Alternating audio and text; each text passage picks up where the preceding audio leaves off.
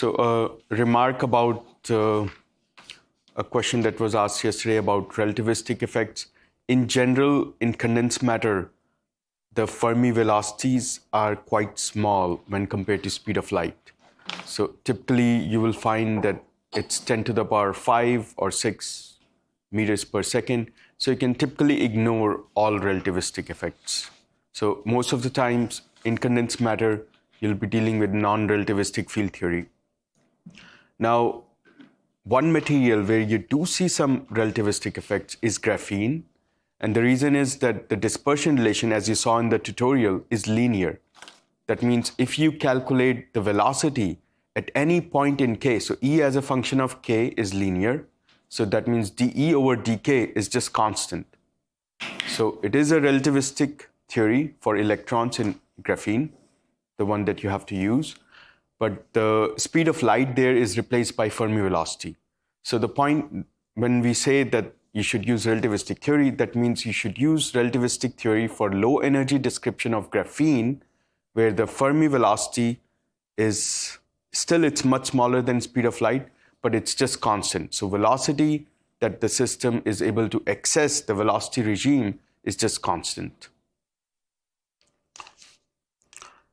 So the goal of this lecture and tomorrow is to understand quantum Hall effect and fractional quantum Hall effect. So this is experimental data that you've seen. You have a sheet with you. What is observed is that Hall resistance is quantized. There are many plateaus, and the values of these plateaus are either given by an integer in the denominator or a fraction. So this is in units of h by e square. This is 1/3, and so on. Any questions so far? So think of the resistance, this RH, as h over f e square. So if f is 1/3, the resistance is really 3 times h by e square, and all the integer values of this f are all here. So our goal is to understand all of these plateaus and explain why the longitudinal resistance also vanishes at these plateaus. So what we really want to do is to treat the problem of two-dimensional electron gas in a perpendicular magnetic field quantum mechanically, calculate the ground state of the system, and then see what will happen if you apply a current through the system. So what you really do in this experiment is you apply an external current and you measure conductance. So let's try to calculate. We'll first write down the ground state of the system, and then we'll try to discuss or try to calculate the conductance. And we'll show that the system, indeed, you can explain most of these plateaus. So I'm going to start by writing down a general Hamiltonian. Right now, this is non-interacting. It's for a two-dimensional electron gas. So what we have is kinetic energy, p square over 2m. In the presence of magnetic field, there is some vector potential, and we use minimal coupling to replace p by p plus Ea. So the charge of electron is minus E. So at the moment, we are also ignoring spin of the electrons. So we are only discussing the orbital effects. So this is the Hamiltonian we are interested in. The vector potential, you can choose any gauge. The vector potential is simply defined as the curl of A is the magnetic field, and this magnetic field, we choose it to be in z direction.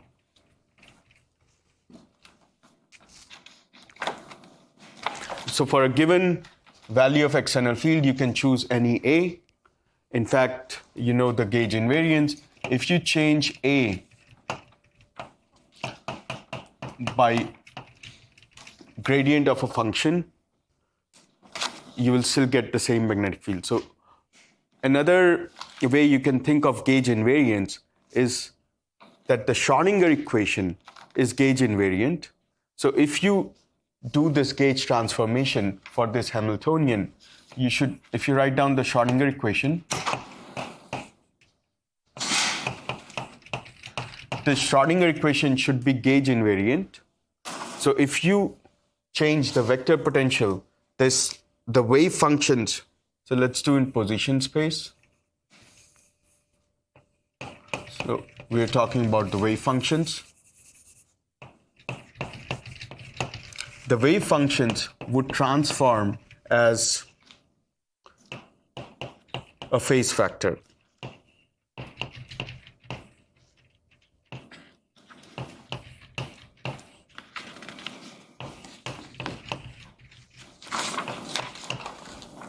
So in general, if you calculate expectation value of any observable, it's gauge invariant, but the wave functions themselves do depend on the choice of gauge. So the reason I want to stress on this is you will see this, there are many popular choices of gauge that people make when they talk about this problem, and typically you use the gauge that is most convenient. So the gauge we will choose is what is called symmetric gauge. If you're only interested in discussing the non-interacting problem, the simplest gauge is the Landau gauge. So you will see discussion of quantum Hall effect, integer quantum Hall effect being done in Landau gauge in many textbooks. But what we are going to do is we are going to discuss this in symmetric gauge, because that is the convenient gauge when you want to talk about interactions, or when you want to extend this to include electron-electron interactions and talk about fractional quantum Hall effect. So what we are going to do is choose what is called symmetric gauge. And in symmetric gauge, you will write down the vector potential as half B cross R. You can write this as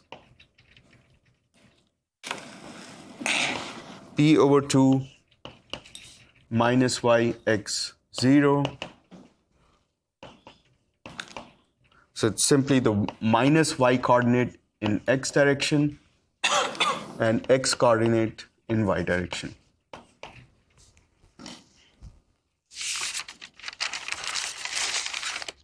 With this symmetric gauge, with this choice of gauge, you can write down the Hamiltonian, and this will now look like this.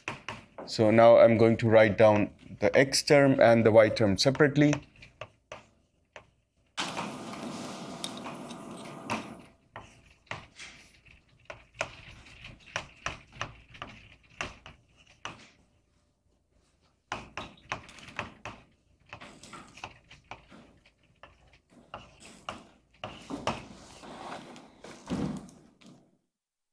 Next, we can define a very useful quantity which is called magnetic length, and this is the physical length scale of the problem.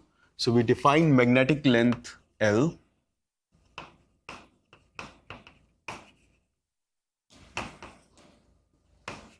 as square root of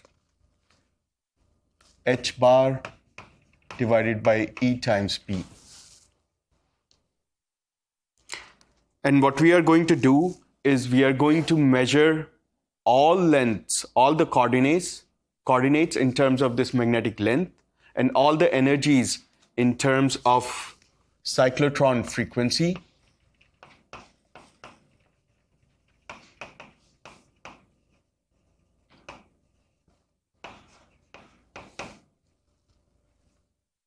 Which is defined as E times P over M.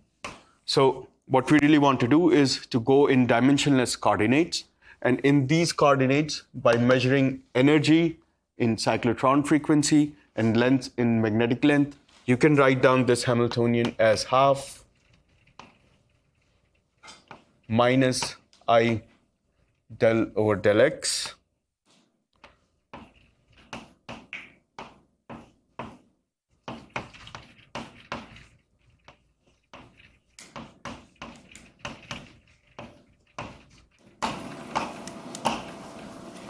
So when you do the first step, you will get h bar omega c here. And then when you measure all energies in h bar omega c, you just get this. So when we discuss the results, we'll put all the dimensions back. Any questions so far? Now it turns out that this problem, it becomes more convenient to discuss this in the complex plane. So next, what we are going to do is write down this Hamiltonian. So it's in the xy plane, but now we are going to the complex plane, and we will use this unusual choice where we'll define the complex number z as x minus iy. In polar coordinates is r e to the power minus I theta, and the conjugate as x plus iy.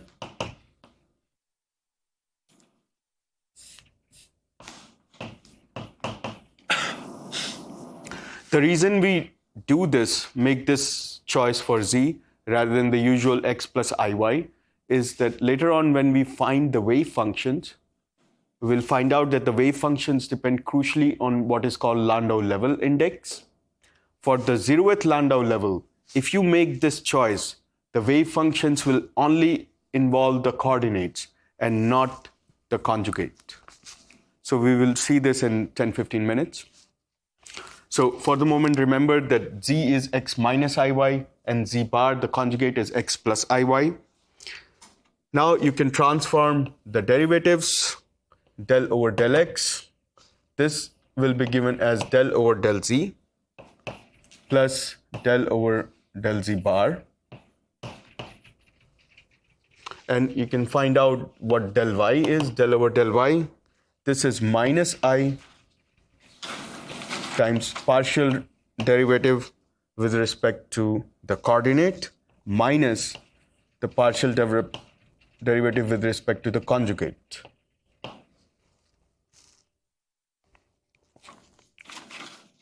So now you can put all of this back, and in this complex plane, the Hamiltonian looks like this.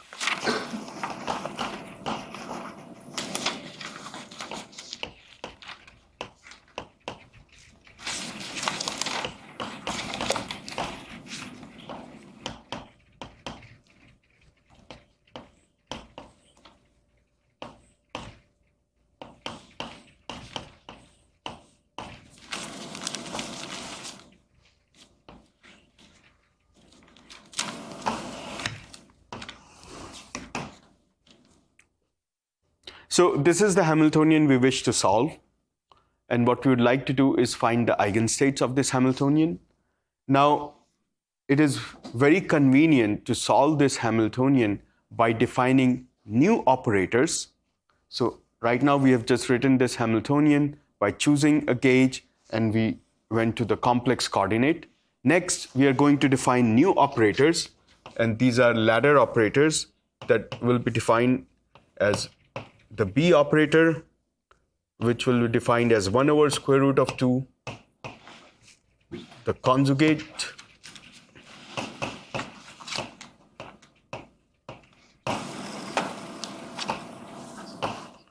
the dagger of this operator is the following.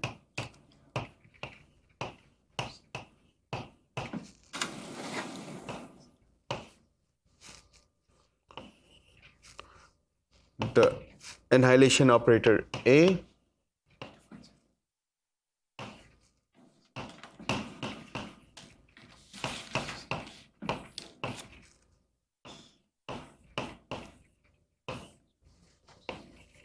and A dagger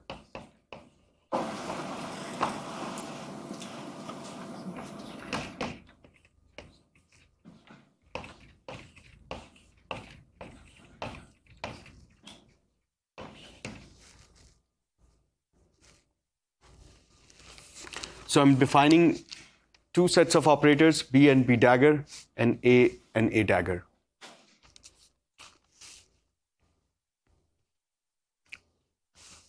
Any questions? Yes. B dagger is Z bar over 2 or Z over 2? Sorry, which one? Just see that 3 of the terms are Z bar and only one of them is Z, so I'm wondering if that's... Okay, so yeah, so this is Z bar, this should be conjugate, so this is just conjugate of this should be Z, and yes.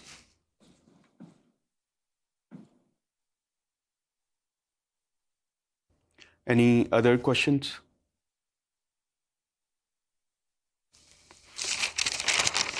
So you can use these operators now to write down the Hamiltonian in terms of these operators. You can also use these definitions to calculate the commutation relation between these operators. And what we will find if you go through this calculation, so what you will find is that these are indeed bosonic operators.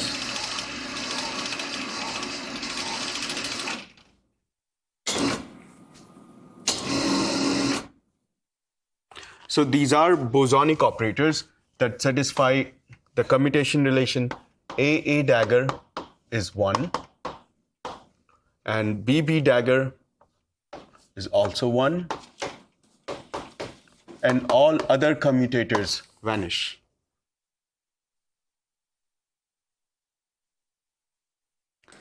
In terms of these operators, when you write down the Hamiltonian, this looks like A dagger A plus half.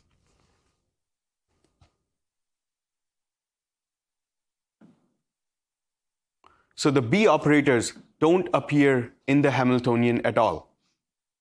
And it looks like a harmonic oscillator Hamiltonian involving only A operators. So the eigenvalues of this Hamiltonian are very easy to find. They are simply n plus half, where n, so the eigenvalues are very easy to find. These are n plus half. So the energy eigenvalues are simply n plus half h bar omega c, where omega c is the cyclotron frequency. So this n is the eigenvalue of the number operator A dagger A, and this n is called Landau level index.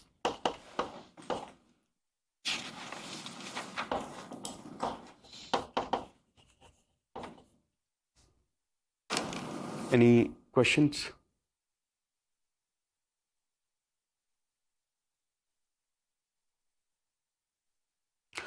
So far we have, first we went to the complex plane, we chose symmetric gauge. Complex plane is more convenient to work with, and we define new operators in terms of these z and z bar. So in complex plane, the two coordinates are given by z, the complex number, and z bar, but we note that they are defined differently. And then we defined new ladder operators, A dagger and B dagger. We tried to write the Hamiltonian in terms of these new operators, and what we find is that B operators don't appear at all in the Hamiltonian. What does that mean? That simply means that there might be, that is a hint that there might be a lot of degeneracy. So what B dagger will do, it will create an excitation, but it does not change the energy. So there might be infinite degeneracy for each Landau level index n. So B operators don't appear at all in the problem, in the Hamiltonian. But they do appear if you try to write down other operators. For example, if we write down the angular momentum in z coordinate, so this is now the angular momentum operator in z coordinate, which is simply minus I h bar del over del theta. This can be written as minus h bar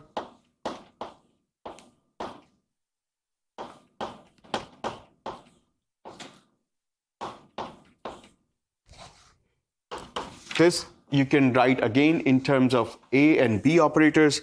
and this comes out to minus h bar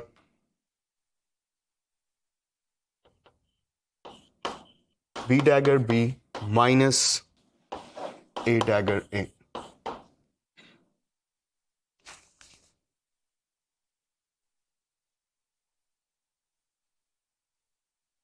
So the B operators, they don't appear in the Hamiltonian, but they do appear when you try to write down other operators. Now, why did I write down this operator? The reason is that this will help us in writing down these infinitely degenerate eigenstates. Look at this operator. This has number operator for B operators, B dagger B, and the number operator A dagger A. This operator commutes with the Hamiltonian. Hamiltonian does not have B at all, and it also has, they both have the number operator. So the Hamiltonian commutes with this angular momentum operator. That means you can write down simultaneous eigenstates of Hamiltonian and the angular momentum quantum number, or the angular momentum operator. So we are going to choose eigenstates of angular momentum operator, and we are going to label the quantum number for the angular momentum to be m. So what we are going to say is this operator LZ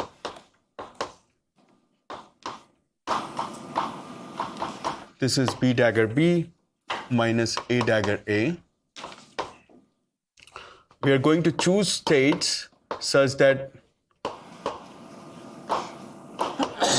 this operator acting on a state that we are now labeling with n, which is the quantum number, which is the Landau level index. That is the number operator corresponding to A dagger A, and another quantum number m, which is the angular momentum in z coordinate, which is this. If you do this, you will get m. Or you will define angular as minus mh bar.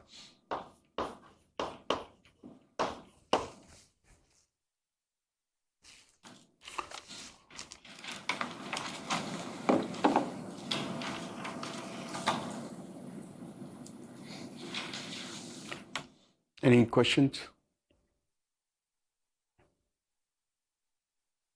So now you can see, so what is this? This is defined as minus m, and this is the operator. So you can see what m is really, it's the number operator, the eigenvalue of this number operator minus the eigenvalue of this number operator.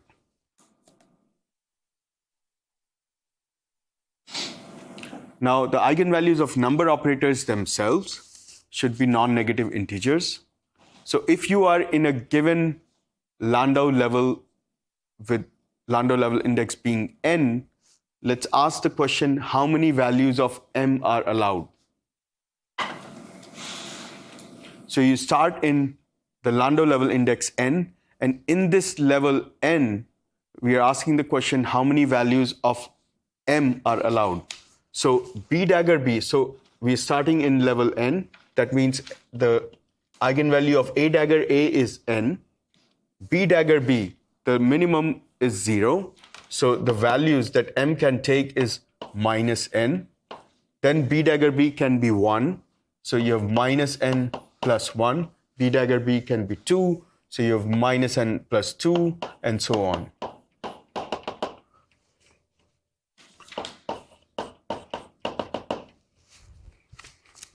So you can see that there are infinite values of m that are possible. And this quantum number m does not appear in the energy eigenvalues. So what we have found is that system has this, the eigenstates of the system are infinitely degenerate. For each eigenvalue n plus half, you have infinite eigenstates which are labeled by the angular momentum quantum number.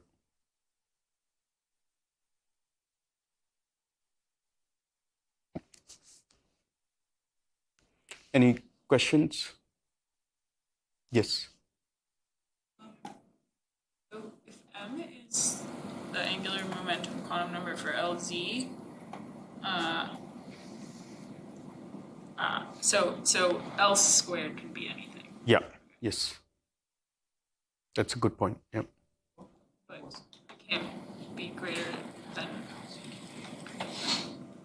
So you can write down. So at the moment, the reason we are only interested in LZ is also due to physical symmetry. If you think of the material is inherently two-dimensional, and we have chosen symmetric gauge.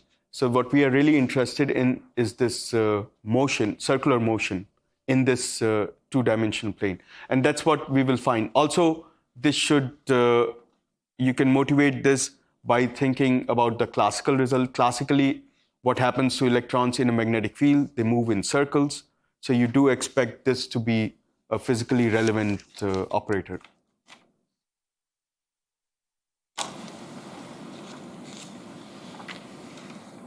Any other questions?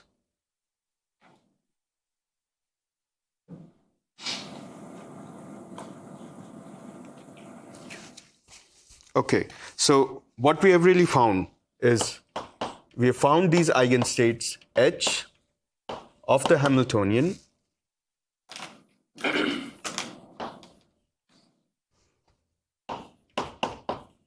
and these eigenstates can be written as following. So the eigenvalues, they're simply n plus half, and the states themselves, you can think of these states nm as following. You create B dagger m plus n times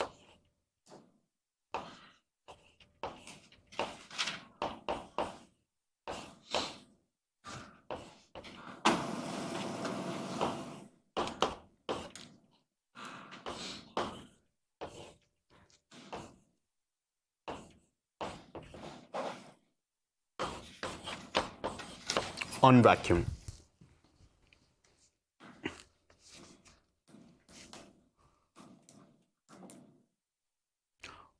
You can also talk about what do these operators do, A dagger and B dagger. So what will this operator A dagger do? This will increase the Landau level index by 1. And this will this change value of M? Yes, because M also includes A dagger A. So you have to carefully think what these operators A dagger and B daggers do. So it's easy to see what B dagger does. B dagger increases M by 1. So M is the eigenvalue of B dagger B minus A dagger A. So what B dagger does is it just increases value of M and does nothing to N.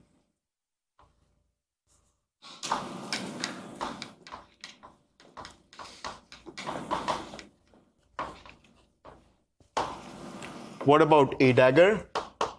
A dagger increases N by 1 and it also changes M. What does it do? If N increases by 1, M decreases by 1.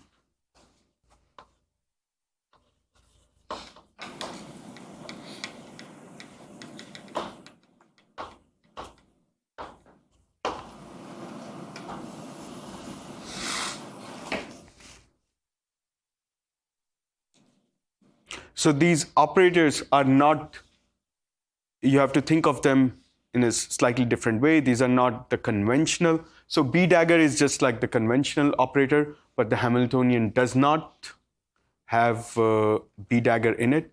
Action of A dagger, you should think of it as increasing N by 1, but decreasing M by 1, and that's why we have this factor of M plus N for B dagger.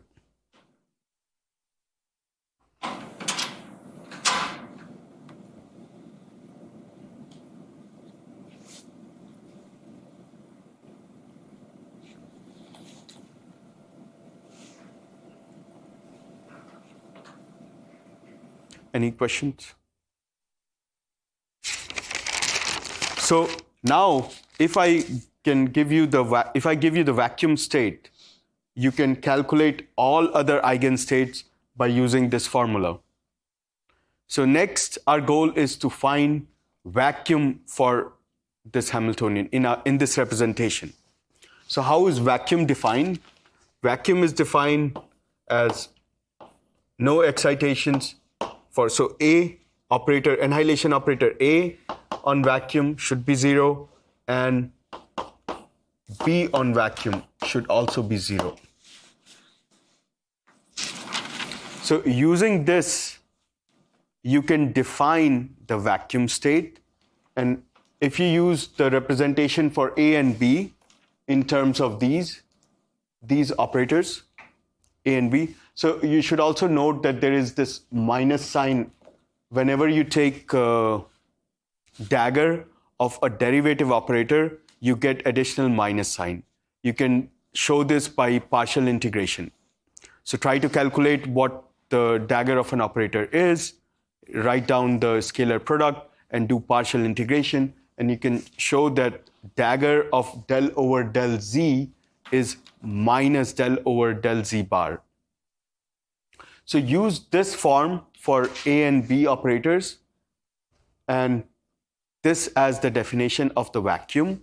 You can find out the ground state uniquely, and this ground state, let's write down the wave function in position representation.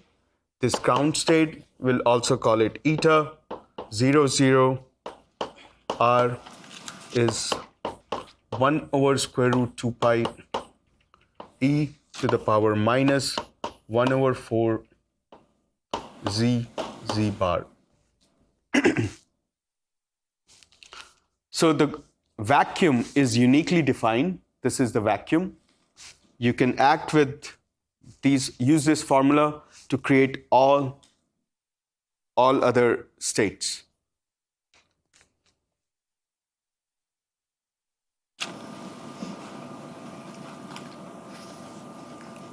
Any questions?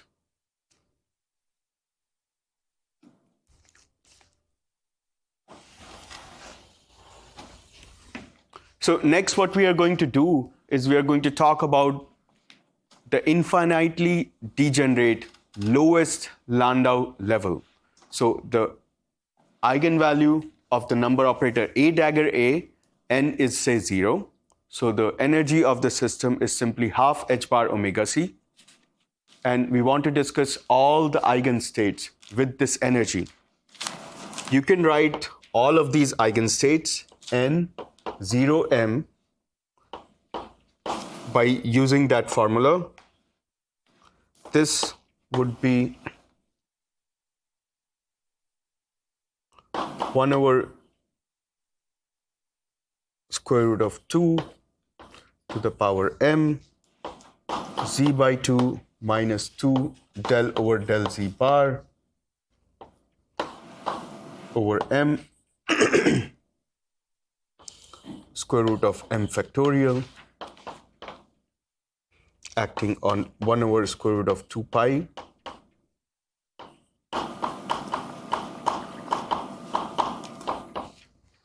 So you can calculate all eigenstates within the 0th Landau level labeled with m, and you'll find them to be z to the power m e to the power minus z over z bar by 4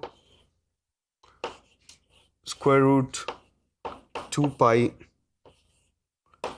2 to the power m factorial.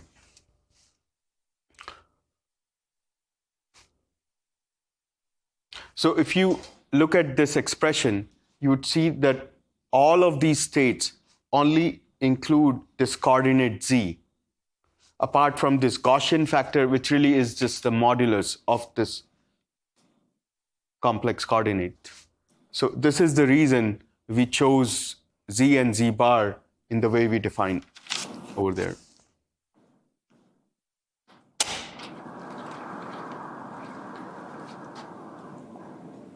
So what we really have is infinite states in the zeroth Landau level.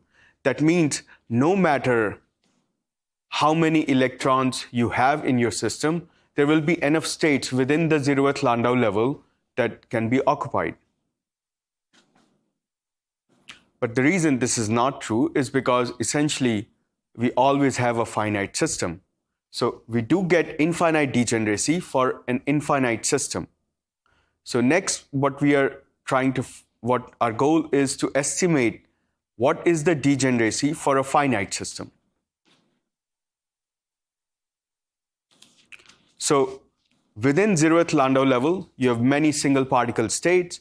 If you have total n electrons, what you want to find out is whether, depending on system size, how many of these levels are filled. Any questions? So if you try to look at this, if you try to plot this as a function of z and z bar, you would see what this factor is. It's a Gaussian peak at 0, at origin. And what this is a polynomial z to the power m. So if you plot this, what you will have is, so let's say this is z bar, and I'm plotting eta 0m. What you will see is something like this.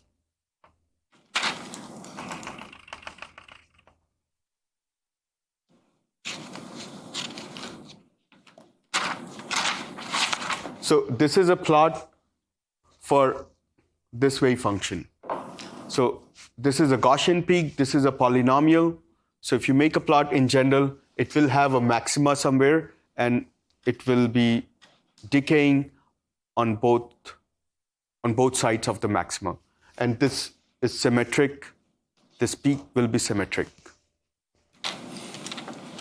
So one way we can estimate how many states are there in this state is to calculate what this peak is, where this peak is, and set the limit and find out how many states are there such that the peak of the wave function is within the system. If this peak of the wave function lies outside the system, so let's consider our system to be a disk of radius r. So now I'm looking at only the z bar coordinate. If the peak of the wave function is inside, I count that as a state, as an allowed state that an electron can occupy. But if the peak is outside the disk R, outside our system, then outside our system is just vacuum. By definition, there are no particles, so the electron cannot occupy that state. So to estimate the degeneracy, all I have to do is find out where this wave function is maximum. So you can do this by setting del over del z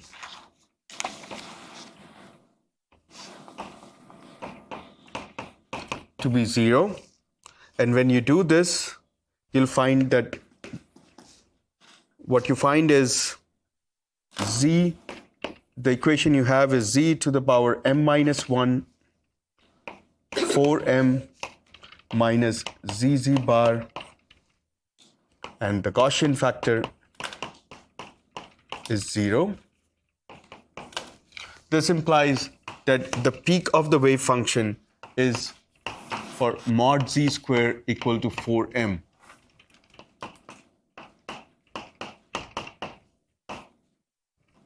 And I'm now putting the dimensions back. All coordinates are measured in magnetic length. So this is where the wave function is maximum.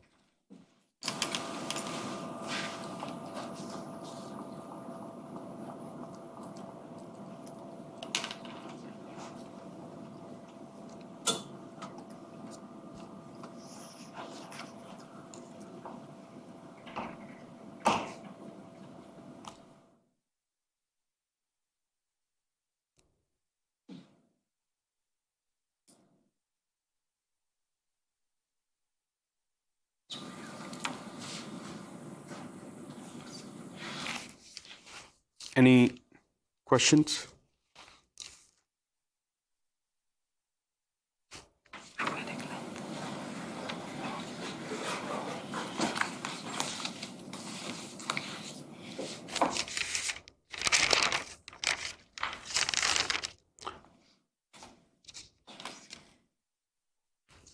So now all you have to do is you have to set this value of coordinate to the radius of the system, and that will give you how many values of m are allowed.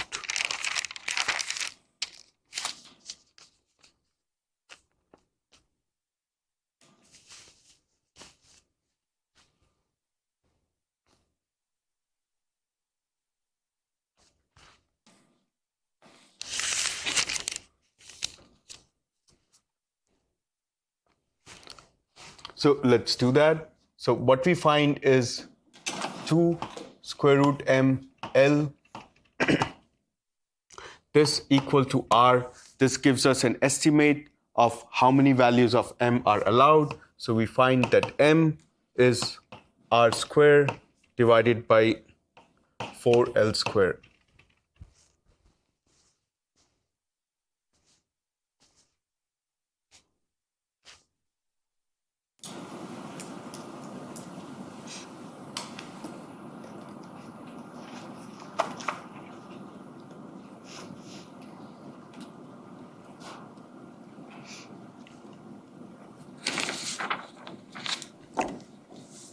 Any questions?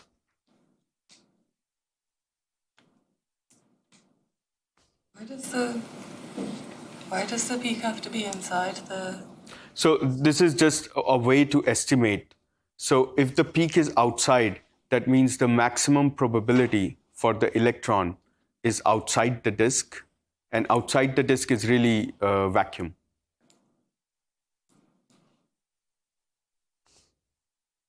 So by definition, there are no electrons.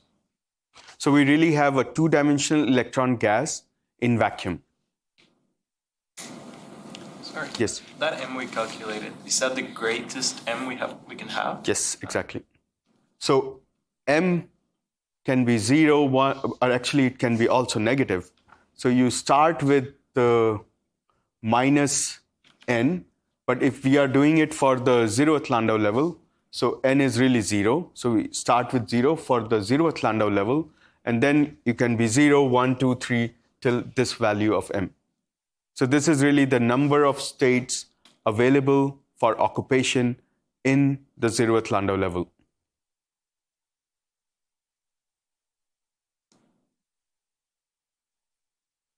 Next, what we are going to do is define a very important quantity called the filling factor,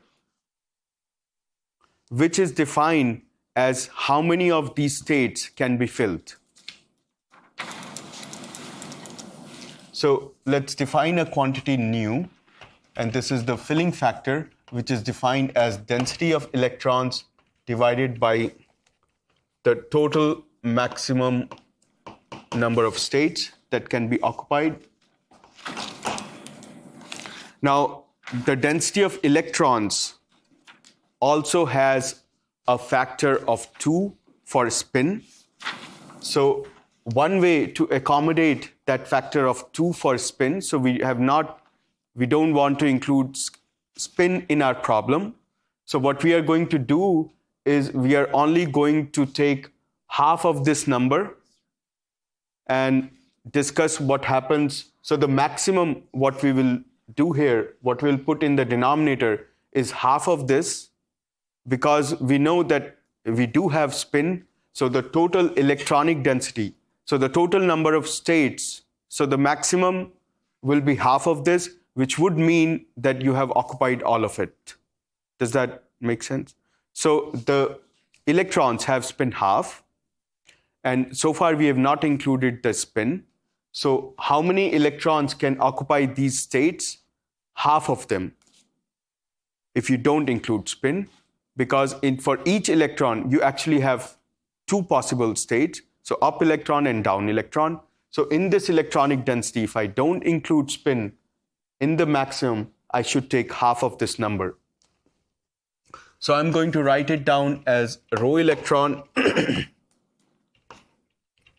times all the allowed values of m divided by the pi r square. And for m, the maximum value, I will take half of this. And I can write this as 2 pi L square rho electron.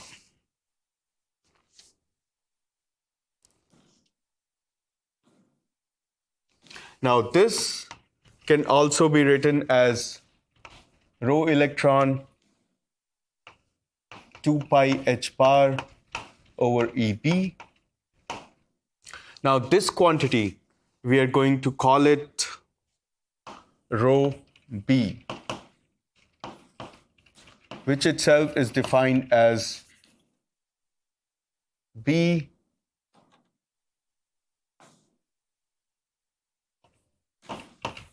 divided by H by E.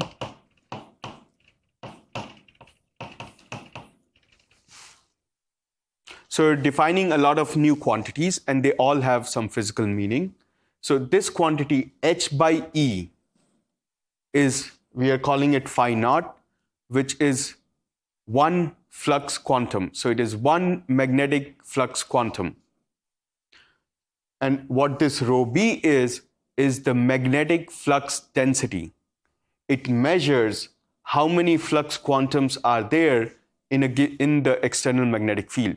So you can think of the magnetic field that you have applied in this 2-deck, that you have applied in your system, as being composed of many flux quantas.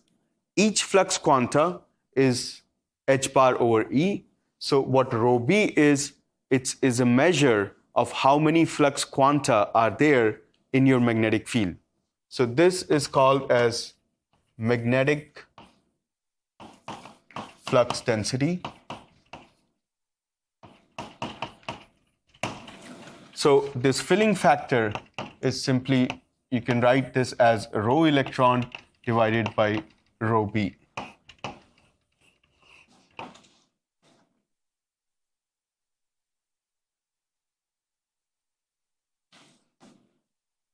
Any questions so far?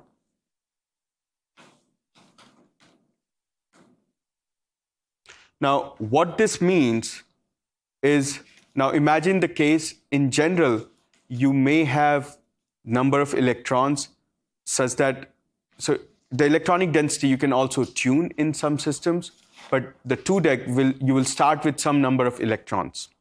What you can change is magnetic field. The important thing to remember here is that this rho B does depend on magnetic field. So if you look at this M, also the degeneracy depends on magnetic field. So what is L? Go back to the definition of magnetic length. It is h bar square root h bar over EB. So if I increase magnetic field, I increase the degeneracy of this finite system. So if you say you are at a very large magnetic field, that means the degeneracy of the 0th Landau level is finite, but still very large. If the number of electrons is smaller than this, that means the lowest Landau level is only going to be partially filled. Is that clear? Now, if you have a partially filled Landau level, there are simply many ways you can arrange n electrons. So this we are calling filling factor, and we are discussing the case when filling factor is less than 1.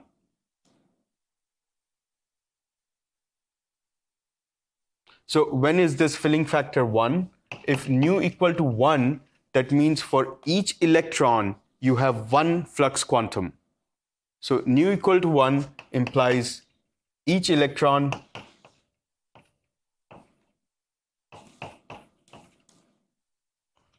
or one electron per flux quantum.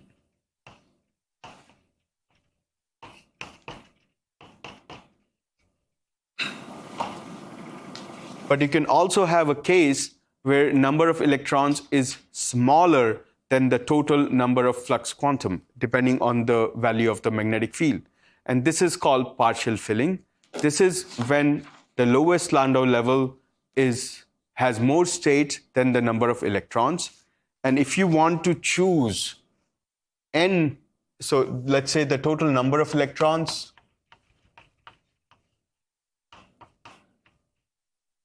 is capital N. If you want to choose n values out of total available states, which is r square divided by 2l square, you will have this binomial coefficient. So if you have n electrons, which is smaller than the total possible values of m, now I put a factor of 2 to take into account the spin, then this is how many ways you can choose n states out of the total possible states. And in general, this number will be very large if you're dealing with large numbers. So if you have a partially filled Landau level, the ground state will have very high degeneracy. So you should keep in mind that the ground state for a partially filled Landau level is not unique. In fact, it is highly degenerate. There is one case when the ground state is going to be unique. That is, if you are at nu equal to 1. If the number of electrons is exactly equal. So next we are going to consider the number of electrons is exactly equal to number of flux quanta. So for nu less than 1, the ground state is not unique. There are simply too many ways to take n states out of the total available. But for nu equal to 1, this state is unique.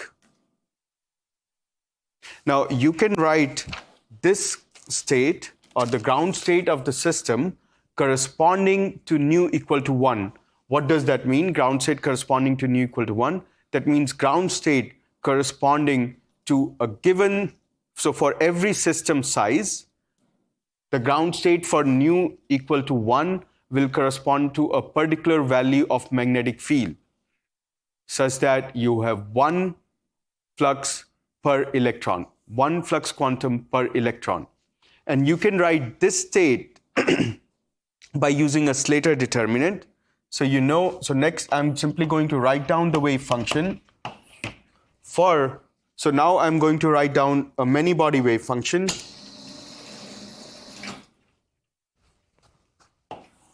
And again, I will use the notation we developed in the first 2 lectures. So I'm going to write down the wave function that automatically includes the exchange symmetry. So I can use Slater determinant for this purpose, and this wave function can be written as follows. So eta 0, 0,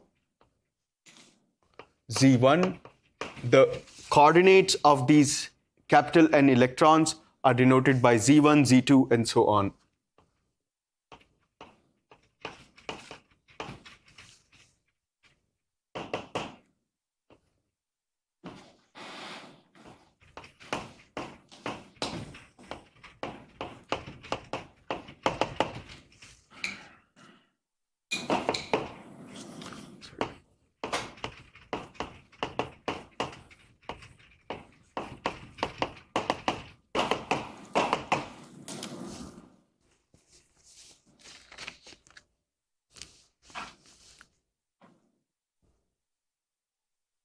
Any questions so far?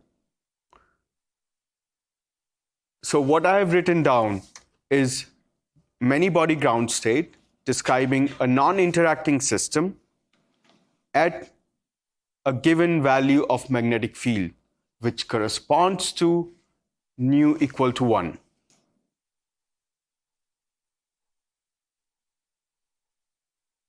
Now, these wave functions, we have a form for them. These are simply given by this. So all of these wave functions have a Gaussian factor and the coordinate z. So if you use that expression, you can write down this wave function. So now I don't want to write down all the normalization factors, so I'm just going to write down the determinant 1, z1, z1 square,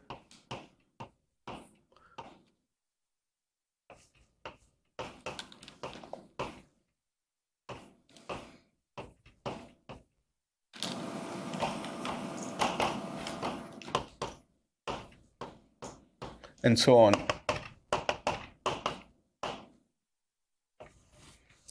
And there will be an exponential, and this exponential is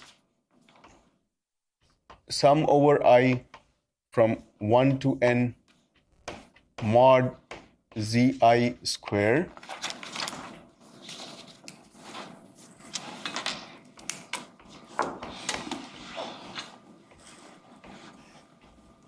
by 4.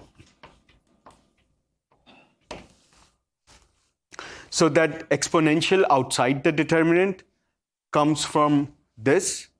Each term in this determinant, so this determinant has how many terms? Capital N factorial. And this is what we did in the first lecture. And each term is a product of single particle wave functions.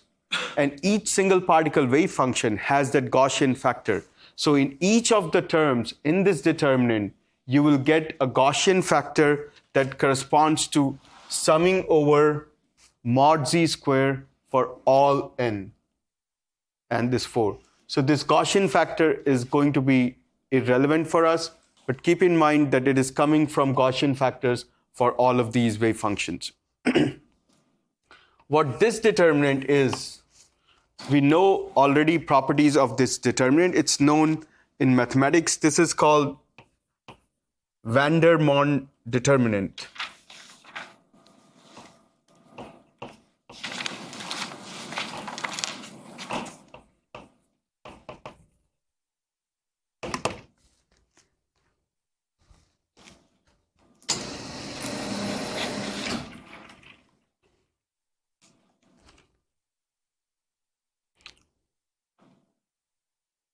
In the tutorial today, you would show some properties of this van der Monde determinant.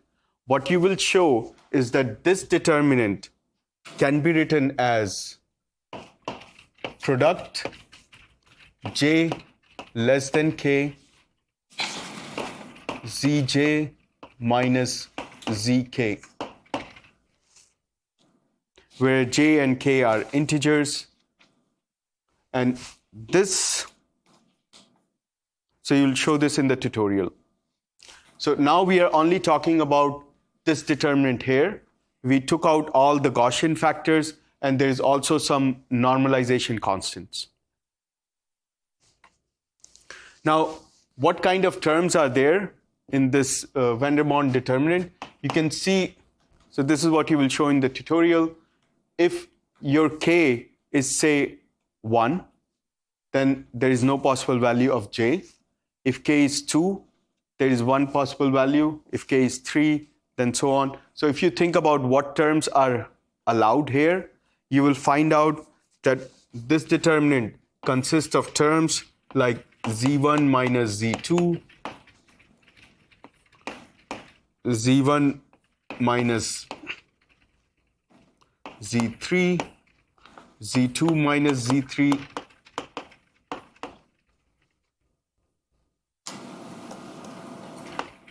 z1 minus z4, z2 minus z4, and so on.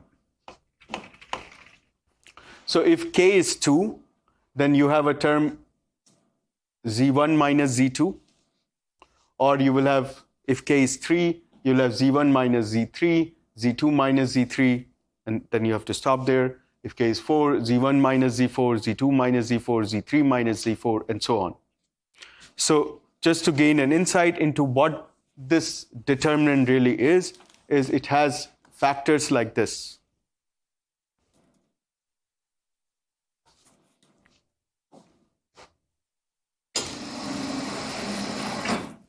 Now, the reason we are talking about this is the following. So this wave function is sometimes also called wave function that has no wasted zeros.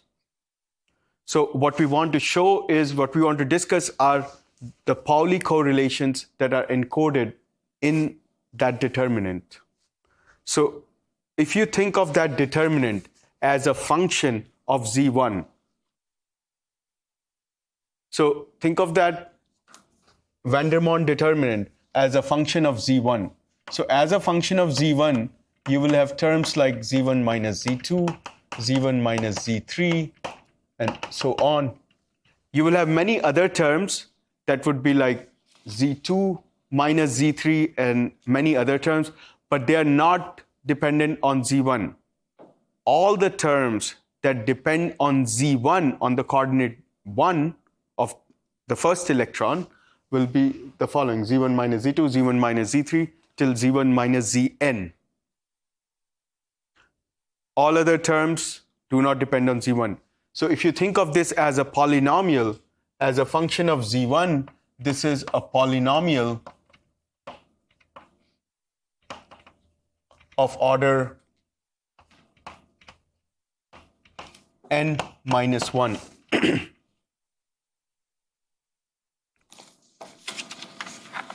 Right? So this has n minus 1 zeros. This polynomial has n minus 1 zeros. That is the order.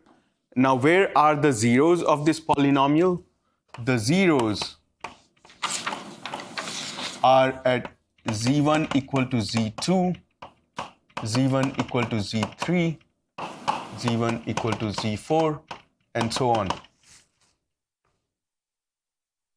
So the zeros of the polynomial are precisely at the coordinates of all other n minus 1 electrons. And this is what you should write if you want to include all Pauli correlations, which says that two electrons cannot be at the same point. So if you have capital N electrons, one electron, if you talk about one electron, this can be anywhere but the location of other n minus 1 electrons. So there should be zeros in the wave function corresponding to this. And this wave function has all the zeros precisely where they should be. And that's why we sometimes call this as wave function that has no wasted zeros. And the reason is, when we go to the case that includes electron-electron interactions, this factor is going to play an important role, because we want to write down the wave function that includes, for the fractional quantum Hall state, also in the form that includes all the Pauli correlations. So we would try to construct a wave function that has no wasted zeros. Any questions so far?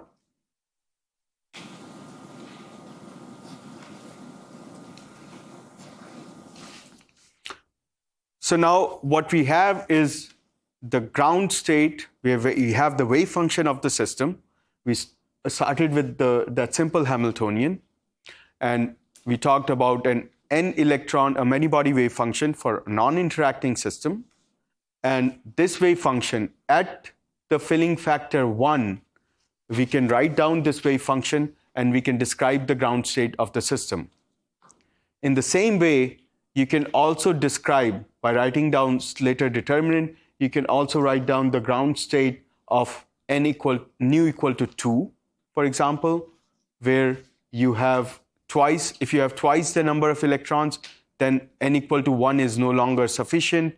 You will have to take states from the higher Landau level. So each Landau level has certain number of states. If the number of electrons is more than that states, then you have to go to the next Landau level. You can consider the case where the wave function is unique if two Landau levels are fully filled.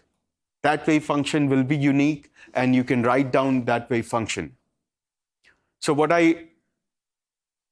I'm trying to convince you is the following. If the wave function is unique, you can write it down.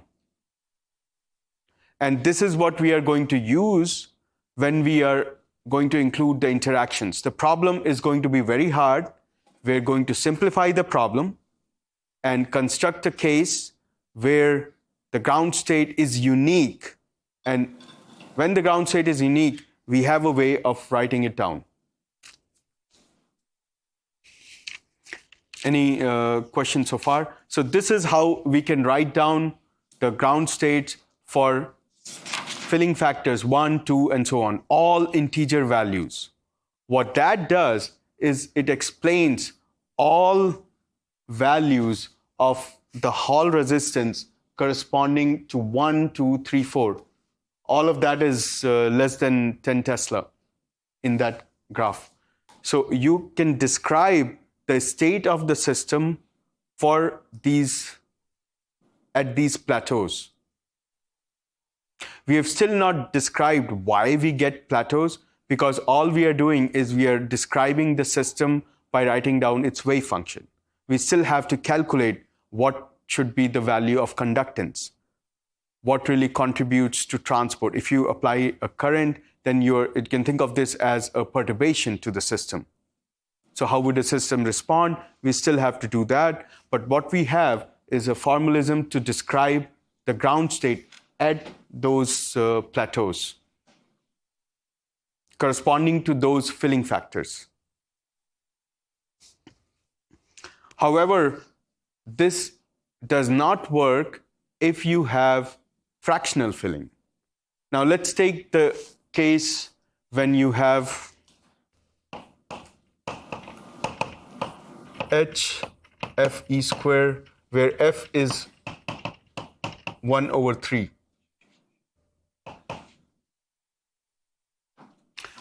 In this case, the number of electrons is smaller than the degeneracy of the lowest Landau level. In particular, you have 3 times the number of flux quanta than the number of electrons. So this is the special value of f equal to 1/3.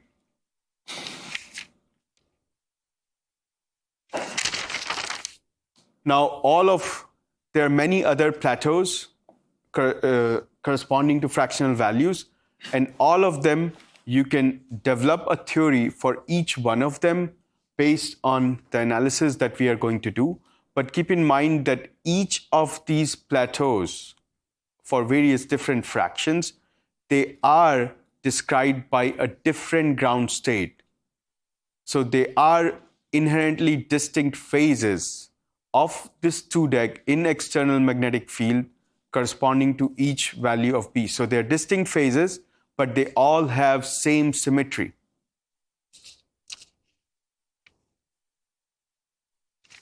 So what we would like to do is try to write down the wave function in this case. Now, what is really important when you have partial filling, a case like this, is that the role of electron-electron correlations becomes important. So you have lower electron density than the number of flux particles. In this case, the electron-electron interactions play an important role. So what we would like to do is we would like to minimize the Coulomb interaction energy to find the ground state in this case. So the problem is in general hard. If you write down the Hamiltonian, it won't be just that term, but now you will have 2 particle terms in it. And one way to solve this problem is to do something in spirit which is very similar to what we did in BCS theory. So we do a variational calculation. We try to write down ground state of the system that corresponds to this plateau with some variational parameters. and then we try to minimize the Hamiltonian that includes two particle interactions and find out the value of the variational parameter.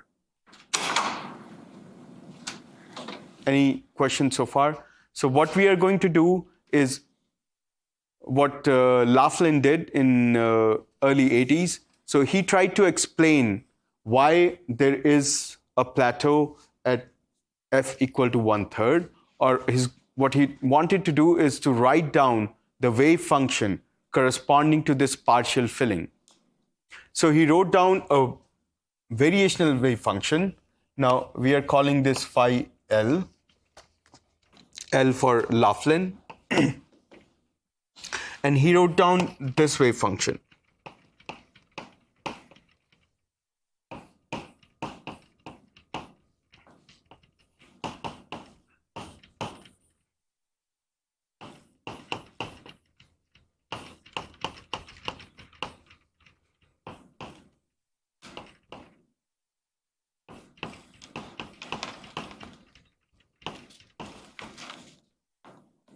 So if you compare this wave function with the wave function of fully filled lowest Landau level, you will see that m is equal to 1, corresponding to that case.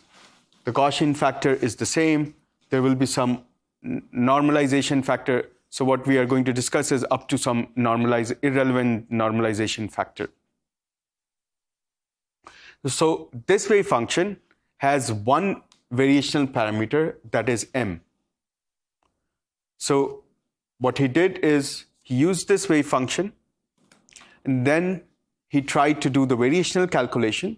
Then you write down the full Hamiltonian that includes the two-body Coulomb interactions, and that also includes a uniform positive charge density. What that means is you have two-dimensional electron gas, electrons that can move in 2 dimensions, but you also have uniform positive charge that comes from the ions. So let's ignore any motion, any dynamics of the ions. So in the first week, we wrote down a big Hamiltonian that describes the system. There were many terms. So you suppress a lot of those terms, think that ions cannot move, suppress ion-ion electron interactions also, and write down a simpler Hamiltonian that includes that form, the non-interacting electrons coupled to the vector potential, and on top of that, it includes electron-electron interactions. So you assume, for this calculation, we assume that the relevant piece of the Hamiltonian for this phenomena is the electron-electron interactions. And then again, we are going to do what we did for BCS, the variational calculation, put this wave function in, and minimize the ground state energy. And when you do this calculation, you find that m is equal to 1/3.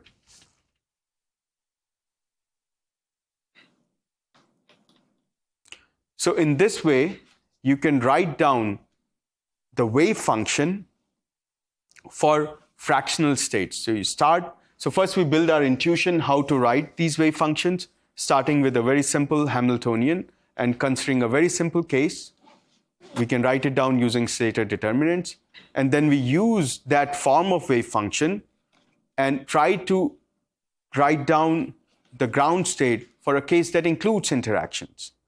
And we did that by putting in a variational parameter and minimizing the total energy. And in this way, you can write down the ground state for the fraction 1/3. Later on, a more general analysis showed that the Coulomb correlation energy, it has many minimas, not just at m equal to 1/3. So a more general analysis showed that actually if you minimize the Hamiltonian, you get many other values of m where the energy is minimum. And those other fractions include all of those other fractions that we see. So using these Laughlin type wave functions, which are written in this form, you can explain a lot of those fractions.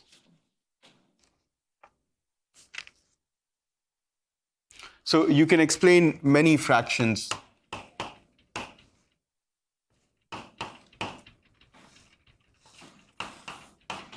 And so on.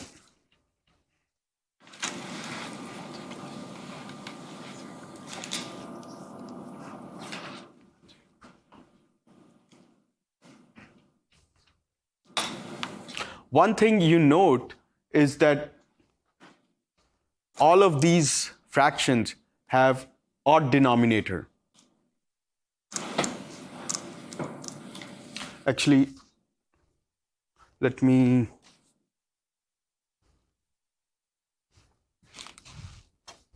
so the notation we used is new. So when you do the variational calculation, so there are two ways you will see this in literature. Some people define the variable as m, and some people will define the variable as nu. If you define the variable as nu, then you get 1/3. And if you define the variable as m and minimize the energy, you will actually find m equal to 3. So m equal to 3 corresponds to filling factor 1/3.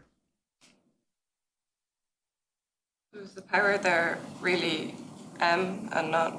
Yeah. So you have to be careful.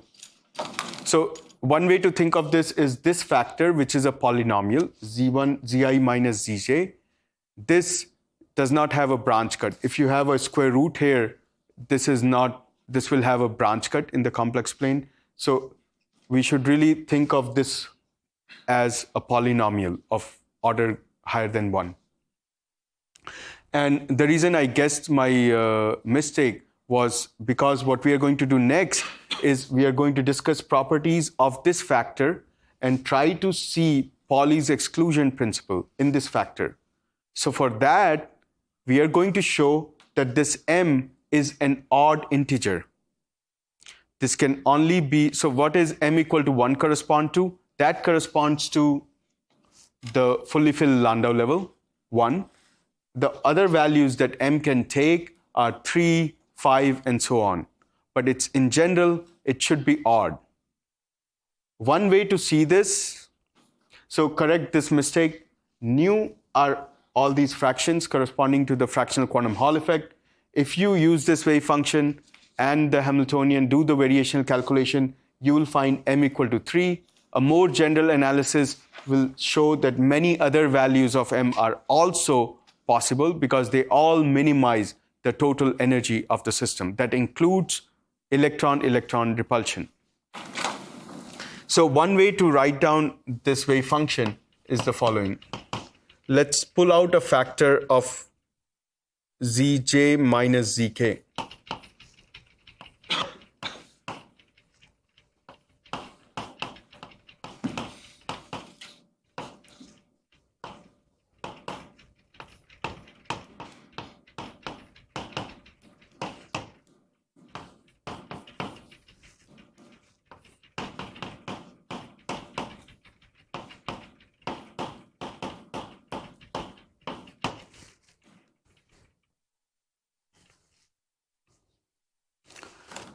I've done really nothing in this. I wrote down that factor of m as m minus 1 times this.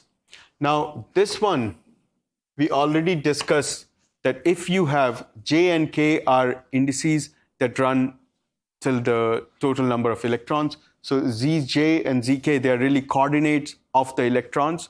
So depending on how many electrons you have that many coordinates, and that's what this index represents. So this factor, we've already discussed, has no wasted zeros, and this factor includes all Pauli correlations that must be there. So this is one way to write down a wave function that has no wasted zeros for a given number of electrons. So this factor will, so this is just a trivial Gaussian factor. This van der Monde determinant corresponding to this term already includes all of the Pauli correlations. That means under exchange, this factor should behave trivially. That means if you exchange, you get a -1 here. That means -1 to the power m minus 1. This should really be odd. This should really be +1. Implies that m should really be odd.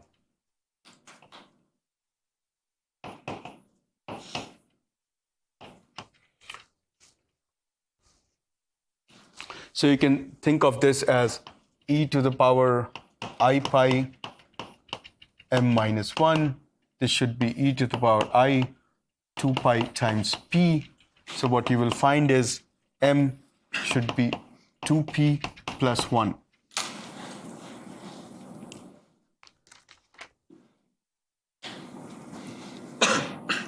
So p is an integer, and now you can see that this m must be 1, 3, 5, 7, and so on. So these type of wave functions will actually, you can write them down to describe the ground state of all fractions with odd denominators.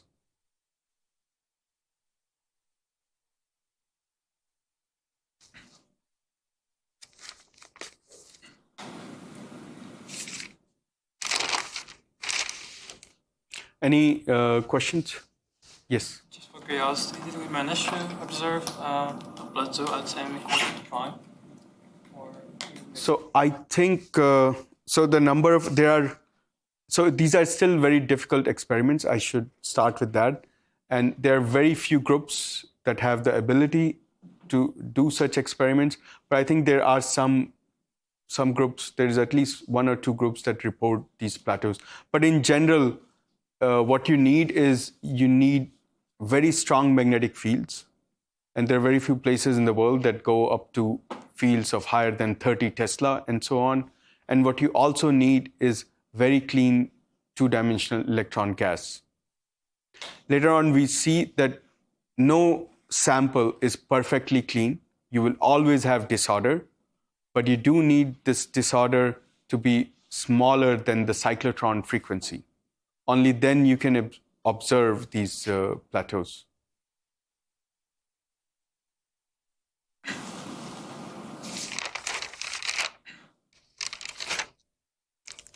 Yes? how do we have a confidence in for this wave function if it only works for 1m? So let's, for 1/3, we have concrete, this has 1/3 has been measured many times, but other fractions also have been measured in many times. A lot of the data for quantum Hall effect is easier to do in other, so typically you will, you do these experiments with gallium arsenide and semiconductors, but you can also, you also observe fractional quantum Hall effect for graphene, where the magnetic fields you have to reach are not so large. So there are many fractions that have been observed. In fact, the graph that was given, or that is actually a data, that's real experimental data. So all those fractions are observed in experiment. So in short, we do have faith in such wave functions, that these wave functions do indeed work. And I think Laughlin was given Nobel Prize in 97 or some late 90s for this. So there is concrete evidence that these states are good descriptions of these plateaus, and the variational calculation does indeed go in the right direction. Any other questions? Yes. Just to clarify this analysis, does that work for, like, for example, 2/3? So for 2/3, yes. So what 2/3 really means is you have basically, you can think of 2/3 as, so, okay, next what we are going to do is talk about a theory of composite fermions. So 2/3, you can also think of 1 minus 1/3 or it's it's 1/3 fractional effect for holes. So there are many ways to map. So what I've written down is just general fractions, but you can map these other fractions to a somewhat similar type of theory that we have for 1/3. So for 1/3, it's very easy. It's the easiest fraction to explain. And that's what we did first. And then you can map a lot of other fractions to this wave function, to this theory.